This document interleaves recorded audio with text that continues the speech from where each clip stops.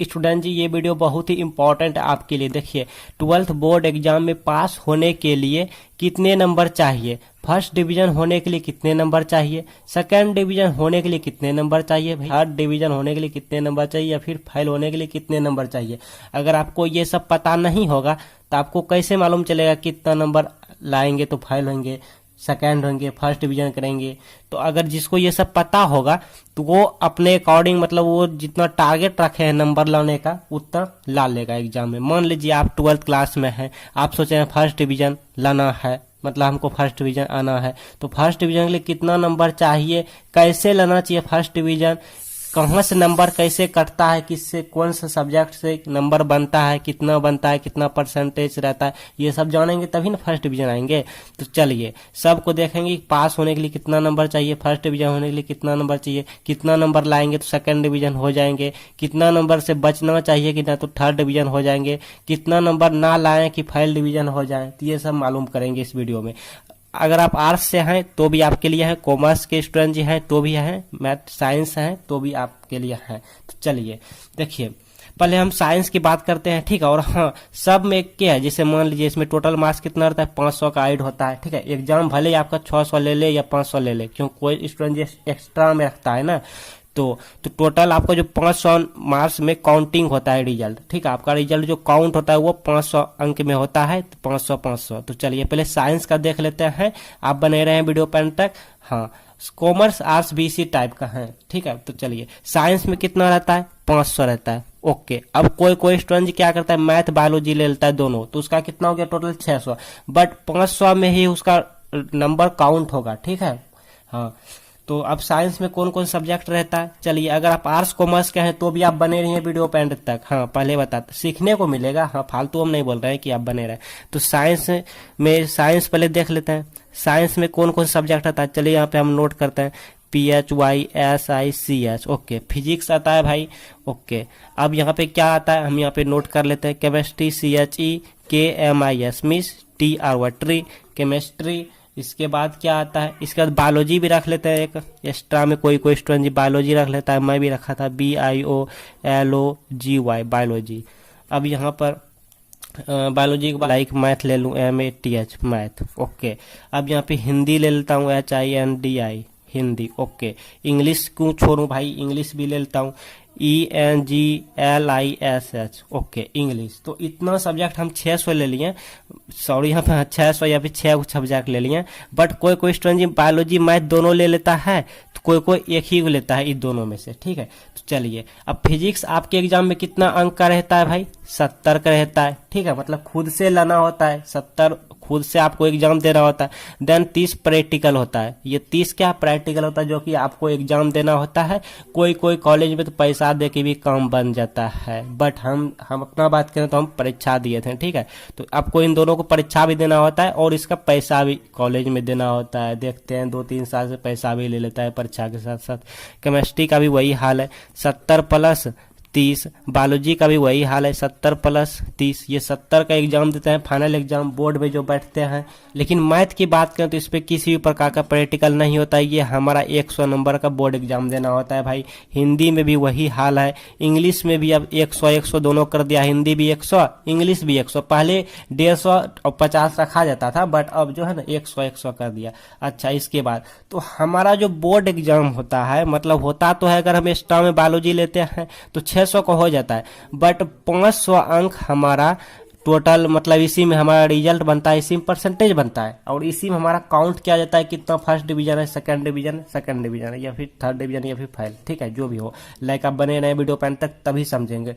तो यहाँ पे हम देख रहे हैं भाई, यहाँ पे हम देख रहे हैं कि ये 3 सब्जेक्ट आप क्या देख रहे हैं, फिजिक्स केमिस्ट्री बायोलॉजी, ठीक है। अगर आप कॉमर्स से हैं तो आपके पास भी प्रैक्टिकल वाला सब्जेक्ट होगा, आर्ट्स से हैं तो आपके पास भी प्रैक्टिकल वाला सब्जेक्ट होगा, लाइक इकोनॉमिक्स जो भी हो, हमको उतना नहीं पता, बट हाँ प्रैक्टिकल वाला सब्जेक्ट होता है, ठीक है।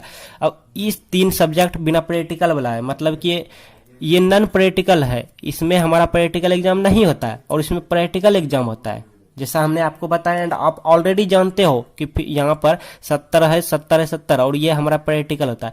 तो प्रैक्टिकल वाला का परसेंटेज और इसका परसेंटेज थोड़ा अलग टाइप का हो। आप बने रहे वीडियो पेन तक। हाँ देखिए, हम दिखाते हैं यहाँ पे, नोट करके रफ करेंगे ना तभी आपको समझ आएंगे। मैथमेटिक्स है, लाइक यहाँ पे हम लिख लेते हैं, यहाँ पे लिख लेते हैं पहले, देखिए बिना प्रैक्टिकल वाले सब्जेक्ट में 30% लाना होता है। अब बिना प्रैक्टिकल वाला कौन सा है? देखिए ये तो प्रैक्टिकल वाला है, ये प्रैक्टिकल वाला है, ये बिना प्रैक्टिकल वाला है। लाइक यहाँ पे क्या है, मैथ इंग्लिश, लाइक यहाँ पे क्या है, मैथ हिंदी इंग्लिश, ठीक है। तो पहले हम बिना प्रैक्टिकल वाला बात कर लेते हैं डियर स्टूडेंट जी, कि बिना प्रैक्टिकल वाला पे मैथ हिंदी इंग्लिश है, अगर आप कॉमर्स हैं या आर्ट्स हैं तो हो सकता है आप में जो भी हो, मतलब कि 100 अंक वाला, 100 अंक वाला पहले हम बात करते हैं। तो इसमें 30% से पास करना होता है, जैसा आपको मालूम है ऑलरेडी कि 100 में 30 लाना होता है तभी पास होते हैं, मतलब मिनिमम 30 से जरा सा भी कम हुआ तो हो सकता है ग्रेस मार्क्स दिया जाए, बट बहुत सारे बोर्ड में ऐसा ग्रेस मार्क्स नहीं दिया जाता। हाँ बिहार बोर्ड की करें तो दिया जाता है।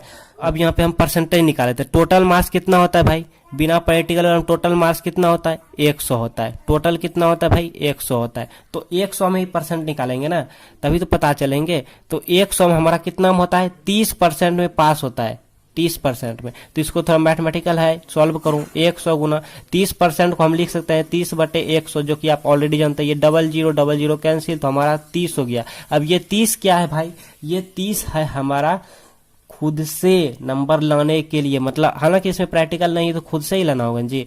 तो 100 में अगर हम 30 नंबर लाते हैं कम से कम तो पास समझो हो जाते हैं, हमको फेल कोई नहीं कर सकता है, ठीक है। और ये सभी स्टूडेंट जी के लिए, चाहे वो आर्ट्स हो या कॉमर्स हो या फिर साइंस से हो। अच्छा प्रैक्टिकल वाला की बात कर लेते हैं, तो इसमें हमको 500 में कितना लाना होता है डियर स्टूडेंट जी, बिना प्रैक्टिकल वाला में 500 में 30 नंबर लाना होता है पास के लिए, ठीक है, पास के लिए। अच्छा अब इसकी बात कर लेते हैं, प्रैक्टिकल वाला सब्जेक्ट कौन सा है, लाइक प्रैक्टिकल वाला सब्जेक्ट कौन सा है भाई, फिजिक्स केमिस्ट्री बायो है। आपके हो सकता है कुछ और हो, अगर आप आर्ट्स कॉमर्स हैं तो प्रैक्टिकल वाले subject like physics chemistry biology, हम यहाँ पे लिख लेते हैं PHY बायो BIO बायो, ठीक है, फिजिक्स केमिस्ट्री बायोलॉजी हम यहाँ पे लिख लिया।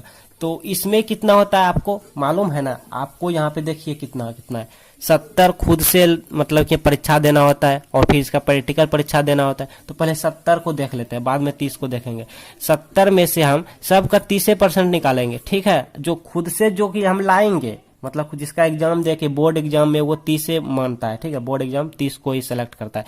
तो 70 टोटल मार्क्स रहता है, आप देख सकते हैं 70 है टोटल। तो 70 में कितना, 70 में 30%, तो 70/30 यानी 70 का 30% निकालेंगे तो 70 गुने 30/100, तो ये 00 एक यहाँ तो 7 तो 70 में से 21 नंबर हमको खुद से लाना होता है, ठीक। कहने को है 23 लाना होता है, बट 21 में कम बन जाता है, ठीक है। बहुत सारे स्टूडेंट सोचता है 23 लाना होता है 70 में से, लेकिन 21 में कम बन जाता है पास के लिए, ठीक है, 70 में से खुद से। अब प्रैक्टिकल की बात कर लूँ, क्योंकि प्रैक्टिकल भी टीचर दे देता है ना। तो प्रैक्टिकल बचा कितना, 70 हो ही गया, देखिए 70 हमारा हो ही गया, 70 हो गया, बचा 30 को हम यहाँ पे ले लेते हैं, 30 को, तो टोटल 30 हो गया। 30 में प्रैक्टिकल में क्या होता है भाई, कि यहाँ पे कॉलेज वाला बात है, ये तो बोर्ड एग्जाम है नहीं, तो कॉलेज वाला बात है, तो जो कि बोर्ड के द्वारा दिया जाता है, तो इसमें 40% लिया जाता है, मतलब कि पास के लिए, ठीक है। हाँ तो कुछ रुपया देके कम बन जाता है, इसके लिए टेंशन नहीं लेना है, ठीक है। ये तो टीचर जी ही दे देगा, देखना ना, देता है बहुत को 28, 29, 27 पैसा वैसा पकड़ाता है, 30 दे देता है, समझ रहे हैं ना। तो ऐसा होता है, बट हम आपको रिकमेंड नहीं करेंगे, ठीक है। आप एग्जाम दे के 26, 25, 24 में खुश हो जाए, ठीक है। हाँ 30 में से 26 या 24 या 23 मिल जाए, बहुत मिल गया। अपना बात करें तो भाई 30 में से लाइक 24, 25 मिला था। हाँ तो अब इसका परसेंट निकाले तो 30 गुने 40/100, तो ये 00 एक यहाँ तो 4 12, तो 12 नंबर लाना होता है प्रैक्टिकल में, ठीक है, कॉलेज के द्वारा पास के लिए। अगर आप 12 से कम लाते हैं तो बोर्ड एग्जाम आपको खुद फाइल कर देंगे, क्योंकि आप प्रैक्टिकल में भी फाइल हो चुके हैं, इसलिए 12 नंबर से सबका ऊपर रहता है, देखिएगा।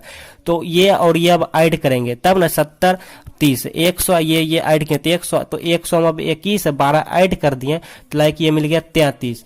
तो अब देखिए यहाँ पे ई सब में तो हमारा कितना पास था, मतलब बिना प्रैक्टिकल वाला में 30 में पास था, 30 में, लेकिन इसमें क्या हो गया, इसमें 33 लाना होगा, अब 33 में पास लाना होगा, क्योंकि ये प्रैक्टिकल वाला है। तो टेंशन नहीं लीजिए, 21 लाना होता है, 70 में 21 जो कि बहुत कम है, बाकी तो इसमें कॉलेज स्कूल संभाल लेता है, और ये आर्ट्स साइंस कॉमर्स सभी को लेना होगा 33 प्रैक्टिकल वाला में, और नॉन प्रैक्टिकल मतलब बिना प्रैक्टिकल वाला में, ध्यान से सुनिए हम रिपीट कर रहे हैं, बिना प्रैक्टिकल वाला में 30 लेना होगा भाई, मतलब कि 100 में 30 लेना होगा, जिसमें प्रैक्टिकल जो सब्जेक्ट में होगा उसको 70 में से 21 लेना होगा खुद से, और बाकी प्रैक्टिकल संभाल लेगा स्कूल वाला, ठीक है। हाँ, तो वो फाइल नहीं करता है कॉलेज वाला।